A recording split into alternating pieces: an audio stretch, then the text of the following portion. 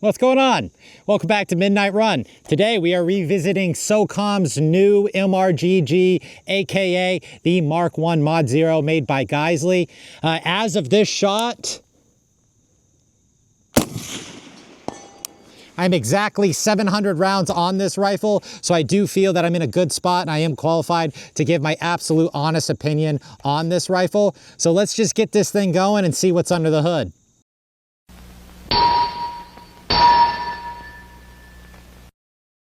The Mark 1 Mod 0, aka the mrgg-s by Geissele, SOCOM's new toy. This rifle is replacing the Mark 20, aka the Scar 20 that we all know and that you guys know that I am a massive fan favorite of. I have a lot of time on that Scar 20, and it's going to be a hard rifle to beat because I love that thing. It's probably one of my favorite rifles to shoot and probably one of my favorite rifles of all time.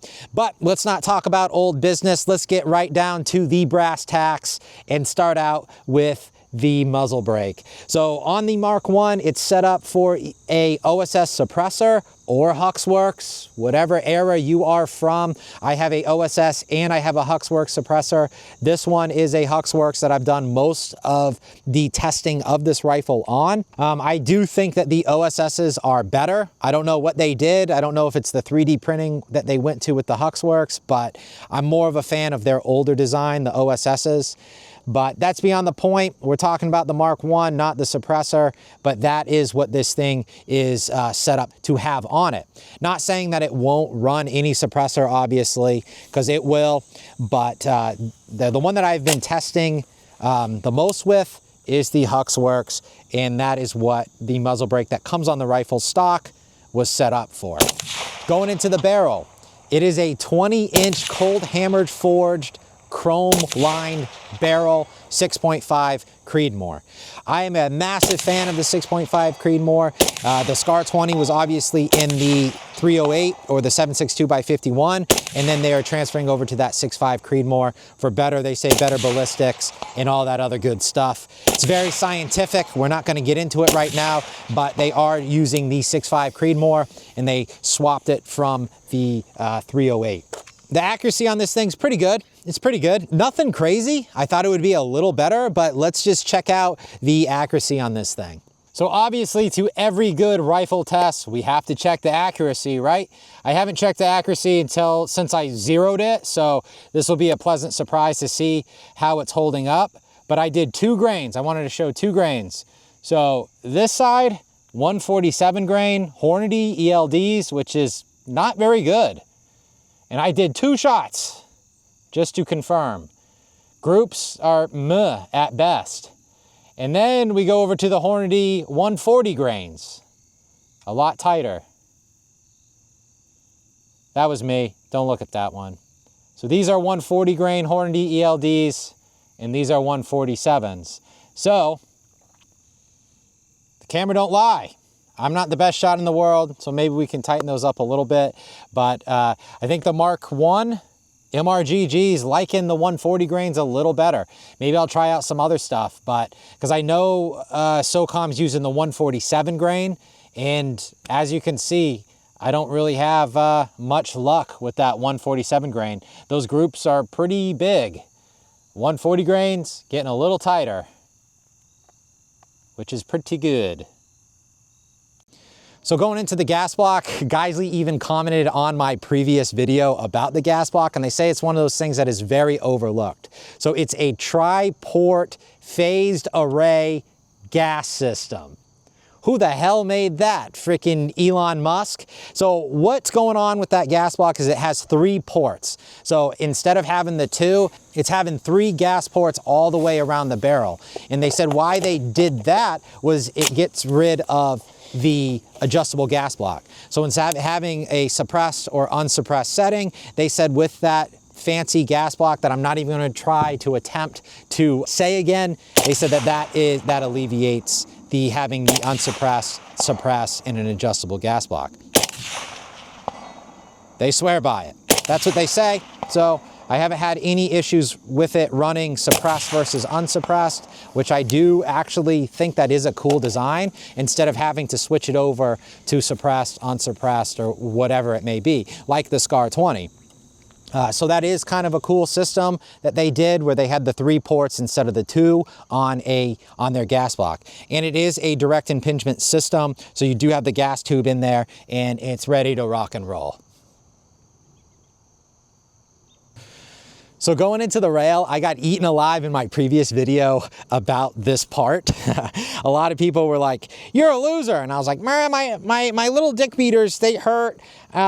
When I hold on to it with like a C-clamp, there's like a knife edge, and they were like, "Dude, you're gay," and I was like, "Ah." So what that actually is it makes the rifle ARCA compatible. So it's this little tiny knife edge right here, and it's meant to slide onto an ARCA tripod or an ARCA bipod, which what that does is it just creates a lot better stable shooting platform for the shooter. So I didn't know that. I got eaten alive.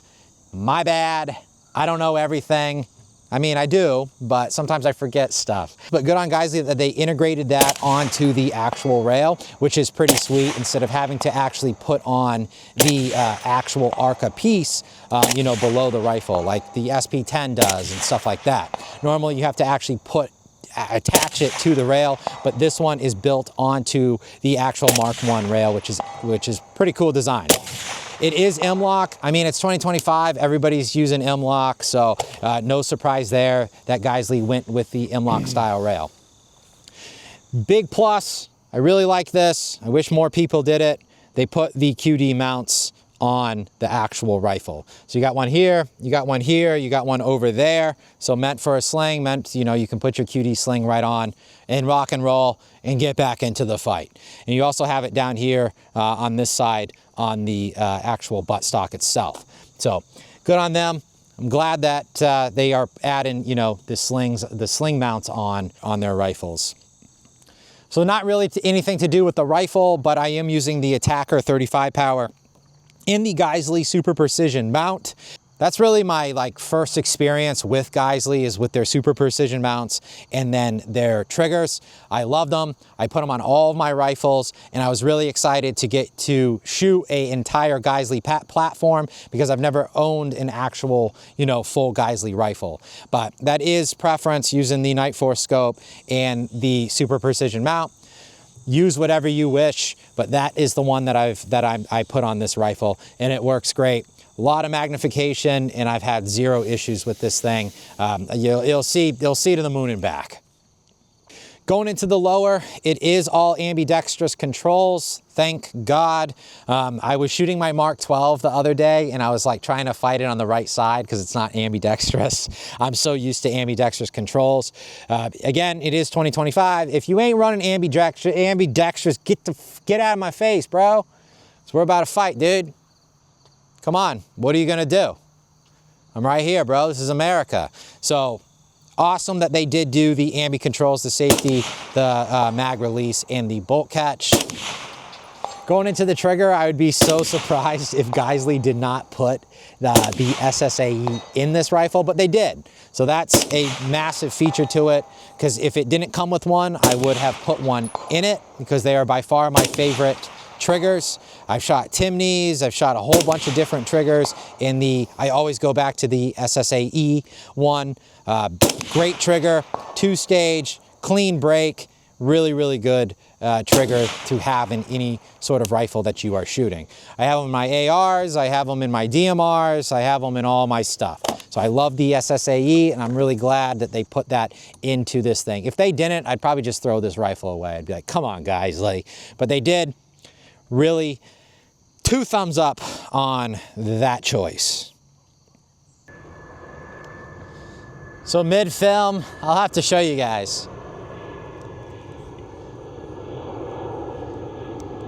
Big ass C5 just coming in. Look at that thing. Look how big it is. The C5, AKA the Galaxy. For as massive as it is, it's pretty quiet. Got a little off topic there, but the C5 is a cool aircraft, but we all know the CH-47 Chinook is a lot better. It's a workhorse of the United States military. Nobody's ever going to change my mind. Leave it in the comment section if you agree or disagree. But let's get back to the Mark 1, the magazines.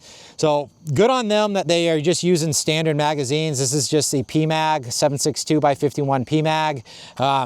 You know, like the SCAR and the MR 7.62 and, you know, those crazy things where they have those specific magazines that they use. That sucks. Why you would do that is beyond me. I just think it's a total money grab, and it's a big slap in the face because, you know, they were like, oh, you have this very expensive rifle, but you need to buy our magazines too, and they're about $100 a piece. What? This thing's like what, 12 bucks, 15 bucks or something, and it runs great. Zero issues with them. I'm really glad that the Mark 1 just uses standard magazines instead of some fancy Geissele magazine that they created and said that it made you shoot better for the $200 magazine and then charge the Army. But they didn't do it. Standard mags, really glad they did that. Big fan of the PMags. Going into the upper receiver, they do have a forward assist on it. Like I've said in numerous videos, ask Kyle Rittenhouse, a forward assist will save your life and nobody's gonna change my mind. I've had a lot of people in the comment section like, the military doesn't even use the forward assist. Well, if they didn't use it, they wouldn't have requested it to be on there. So I do believe that people still do use the forward assist. I sure do. I've used it numerous times. And I just think that I'd much rather have it on there and not need it than need it and not have it. Again, look at the Kyle Rittenhouse situation. The forward assist indeed saved his life. But that's just me.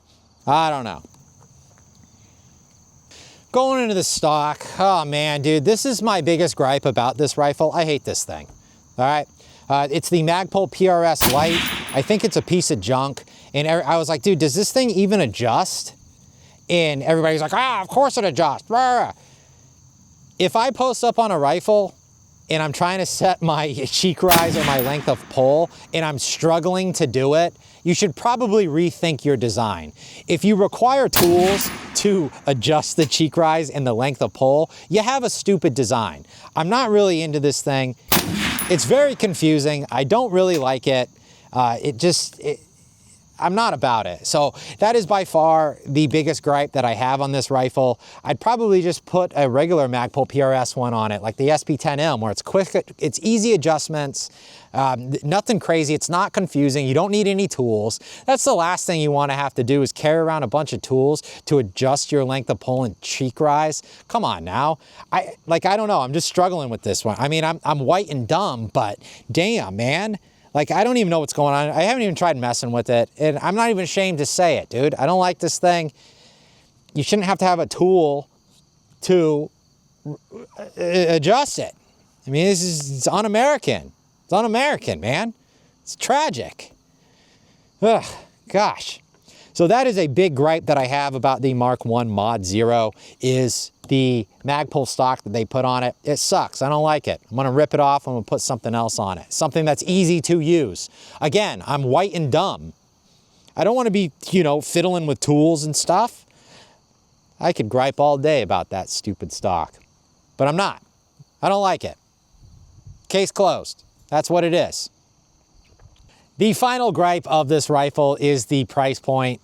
You can find them a little cheaper. I think there was some other websites that had them for like $5,400 or something like that, or $6 grand. But I spent $6,700 on just the rifle itself. That's not counting the $3,400 scope, the $300-400 mount or whatever it was, and then, you know, another $1,800 for a suppressor. So, and a bipod. The bipod's like $250 or something like that. So we're looking at about 10 grand rifle setup. No, over that. North of 10 grand rifle setup. You don't need to spend that much cha-ching on a rifle. There's a lot of other good options out there that are more bank friendly, more wallet friendly. So I'm fortunate enough where I could actually afford something like that, thank God, but you don't need to do it. So I highly recommend not spending almost 10 grand on this rifle setup right here. There's a lot of other good options.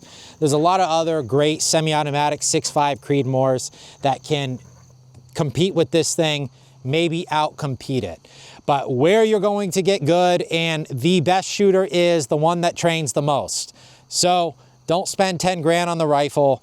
Go spend, you know, maybe a couple grand on a rifle setup and then the rest on ammo, range membership, and get out there and train.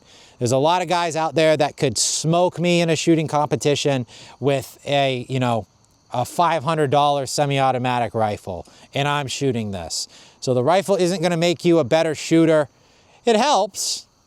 I'm not going to lie. It definitely does help. It does take a lot of burden off of you sometimes, but it doesn't make you a good shooter. What makes you a good shooter is going out and putting the time into the range, putting the time into training, and learning new things. So that is probably my biggest gripe about this rifle, is that price point. You're looking at about north of 10 grand if you're going to get a good rifle setup. Not good rifle setup, but a decent rifle setup, and $6,700 of it is just going to be the rifle. So I've been having a fantastic time shooting this rifle, and I do believe that SOCOM made a pretty good choice selecting the MK1 Mod 0 for their medium range gas gun. But the only gripes, like I said, that I had was the price point and the stock. I would definitely swap out that stock, which I probably will. And you can't change the price point. It is what it is. There's nothing that you can do about that. But one thing that I did forget to leave out is it does have a quick release barrel that is capable at the user level. So I forgot to bring that up, and that is another massive feature to this rifle, is you can just swap barrels really, really quickly with these two bolts right here. So can't believe I forgot to talk about that. That is a massive plus to any rifle, is that quick barrel change. So thanks guys for watching. That was kind of my mid-range impressions of the MRGGS. Been having a lot of fun shooting this thing, and I'll definitely be making some more videos on it. If you guys want to see anything or have any questions, please leave it in the comment section, and I'll definitely be making more videos on the MK1 MRGGS. We're going to do some battles soon. We're going to be battling out some rifles here in the future. Please definitely hit that like button and subscribe button. Really helps me out, and you will see all the goodies in the future. But thanks again, guys, for tuning in. I'll see you back out there. Take care.